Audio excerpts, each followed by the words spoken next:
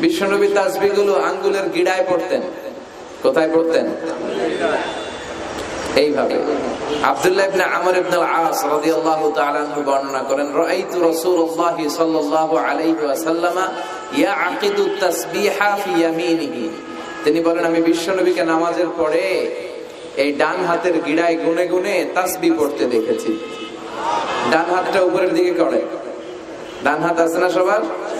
হাত কয়টা আমাদের? একটা ডান হাত, একটা বাম হাত। এই পৃথিবীতে মানুষগুলো দুই পন্থী, একটা ডান পন্থী আর একটা। আমরা কোন পন্থী? চিল্লায় বলেন, আমরা কোন পন্থী? এই ডান হাতের এই গিট গুলার মধ্যে পড়বেন। তাসবিহ দিয়ে পড়া জায়েজ, কিন্তু এইটা পড়া সুন্নাহ। এইভাবে সুবহানাল্লাহ করে পড়া সুন্নাহ। আলহামদুলিল্লাহ পড়েন।